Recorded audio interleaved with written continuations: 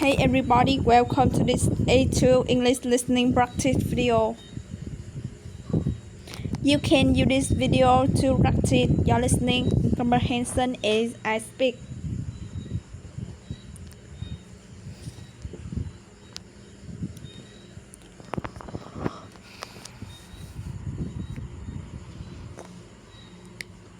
Okay, today we are going to talk about names. This is a fun topic to talk about, especially with people from different countries. There are many different types of naming customs around the world. So let's talk a little bit about names in the US. Americans usually have three names, which we call the first name, middle name, and last name. When people get married, the wife usually takes her husband's last name. And then, if they have kids, their children take the father's last name. One thing I want to note is that there are tons and tons of different names in the US. Obviously, every country has a wide variety of names, but it seems like in the US there are even more names. Of course, there are many traditional names that have been used in the English, and there are many political names that people give their children. But there are also many non-traditional names that people give their children.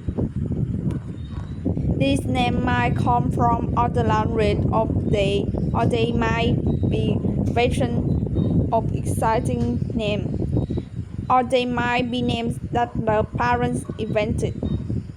Parents can get very creative with children's names nowadays. Let me talk a little bit about naming custom in Mexico, where I live. Here, people have a first and middle name like in the US, but they have two last names. Their first last name is their father's last name, and their second last name is their mother's last name. So, in general, Mexican names are longer than American names or names in other countries. When people get married in Mexico, the wife doesn't change her last name like US. She keeps both of her last name. And then if they have children, their children take their father's first last name and their mother's first last name. These two names become their two last names. So as you can see, the naming customs are pretty different in these two countries. And in other countries around the world, the naming custom might be completely different from Mexico or the US. Now let's talk about a little bit about nicknames. These are names that people call other people that aren't their real names. There are certain names in the different languages that have an accompanying nickname.